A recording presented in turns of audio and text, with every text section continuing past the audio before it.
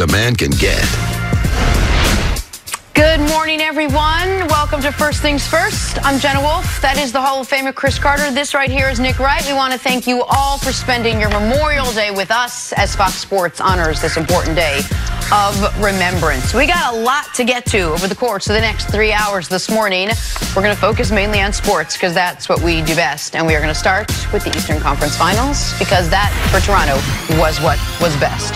It was a Saturday night to remember for Canada. Bucks Raptors Game 6. Kawhi Leonard fully justifying his trade to Toronto last year, posterizing Giannis to cap off a 26-3 run by the Raptors. Kawhi Leonard finishing off with 27 points, 17 rebounds, 7 assists, and a series win and a trip to the finals. Bucks are going home after losing 4 in a row. Raptors advance to their first ever NBA Finals, where they will face the Golden State Warriors. Here's Kawhi after the historic performance. It's great. I worked so hard to get to this point with the season I had last year. Just always betting on myself and knowing what just knowing what I feel and, what's right for me. I don't really judge my, game like that. I'm more of a team aspect, see what my team is doing. Just want to win. I don't care about being the best player.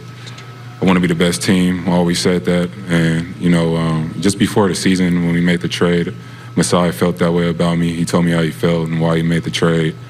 And, it's turning out. It's turning out well now. I mean, we're in the finals and we're not done yet. Kawhi is like, I don't know how many more good things I can say about him, right? I mean, he's just so good. And again, I'm seeing a level of competitive greatness out of him. I mean, it's just his willing us to win and him grabbing those rebounds and willing those shots in almost, it seems like, and going down and locking up somebody and taking the ball from them. It's what it is. It's great competitive desire. It's taken a long time to get here in my career, 13 years, 7 years here. I've ran into one guy for a while, and, we were given an opportunity, he left, and we beat a really good team in Milwaukee. For me, I'm savor the moment, but, I'm not satisfied. All right, CC, what a turnaround for this Raptors team in this series against Milwaukee. How did they do it? How did the Raptors come back from being down 0-2 in the series and then winning? Well, it's easy to say Kawhi. It's easy to just talk about him and his dominance on the offense and defensive end. But collectively, you can talk about all the guys that were there in the press conference. I believe that the coach did a tremendous job keeping faith in his team, especially in players like Powell and Van Fleet, Norman Powell and Van Fleet. Van Fleet was playing awful, but he caught fire, but the coaching staff continued to play them. Compared to, on the other side, Coach Bud, Mirotic. He benches him game number 5 after he had struggled in the previous series. So how is the team going to duplicate what they did in Milwaukee, what they did in the regular season, the postseason? They weren't able to do it. And from a defensive standpoint, people won't want to talk about it, but Toronto was the better defensive team. I thought they were in the Final Four. They were the best defensive team. The stats would say that the Bucks were. But the Bucks' inability to be able to guard the three-point line, that didn't hinder them during the regular season. It did come back to be able to bite them. The weakness in their defense, because they led the NBA in defense. In the playoffs, it's a different story. Toronto became far more physical. Their role players hit more shots. Bench scoring, first 3 games of the series. Bench of the Bucks scores 43 a game. The other 3 games, they scored 20 a game. So the adjustments, I would say, are the subplots. But ultimately, it comes back, who was the best player on the court? In basketball, most times, you're going to win. In the game that's played on 94-foot court, the guy that's the best player, because he's playing both ends of it, Kawhi Leonard was the best player in this series. And that's what Kyle Lowry alluded to. He said, we kept running into one guy. You kept running into a team where you didn't have the best player on the court. And this time you did have the best player on the court. Listen, I obviously got this dead wrong. I said a couple weeks ago the Bucks were going to win the championship. And as of 10 days ago, I felt better about that than I did when I first said it. They're up 2-0 in this series. They had just blown out Toronto in game 2. And even after game 3, that was a double overtime game.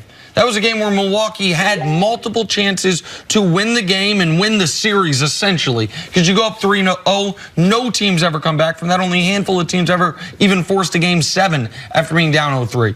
But that was the turning point in this series. The Raptors in that game were able to close it out. They then blow them out in Game 4. And then what is the story of Game 5 and 6? Period, point blank, the Raptors had a closer and the Bucks right now did not. And that is not an indictment on who Giannis is going to be. That does not take away from what he did during the season. But at the end of these games, the Raptors were able to run the offense they wanted to run. They were able to take away exactly what the Bucks wanted to do. And when all else failed, the Raptors could say, Kawhi, get us a bucket or at least get us a good shot.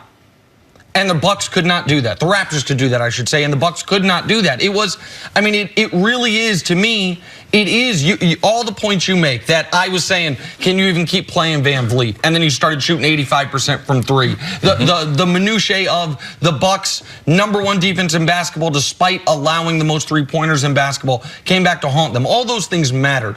But the headline of this was Kawhi Leonard, a more veteran player, a more seasoned player, seized the moment, and Giannis, in his first big moment like this, couldn't do it.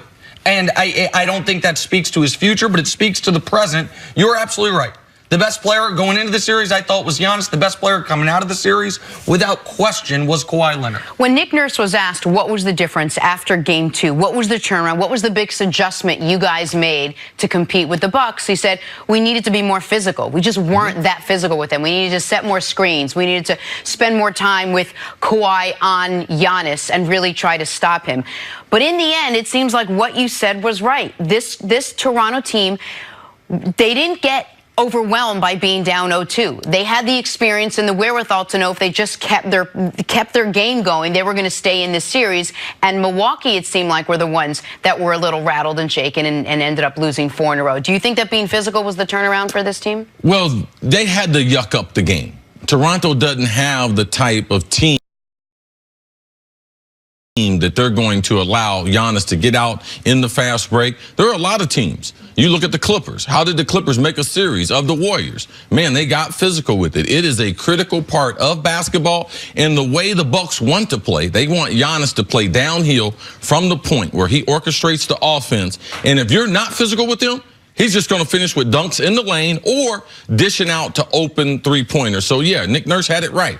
Yes, it is time to be able to get physical, but more importantly, let's put our best player on their best player. And those adjustments won out this series because Kawhi in head-to-head, and typically we don't see this. We don't see the best players guarding each other on both sides of the court. But Kawhi took the challenge, and he slowed down Giannis, and then ultimately it got in Giannis's head. He didn't want to go to the hole as much. He didn't want to get fouled. The free throw shooting was awful. It's a huge problem. And you could tell how it changed his game. So his game has got to grow. You still, Jenna? We're going to keep saying this. He's not Ben Simmons, but his mid-range games in the playoffs, he doesn't have one. And you could see it. Late in the game, he's 5 feet away from the bucket, wasn't even looking to score, looking more to pass. And the Raptors' veteran team understood much better than the Bucks the difference between being up or down 13-15 and being up or down 22-23.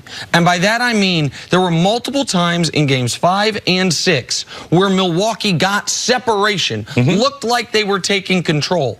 And that is where a veteran team in the moment, a special team, not just veteran team, for sure, a team that's going to have a special season. What they do is they step on your throat. They turn 14 into 24, and it's over.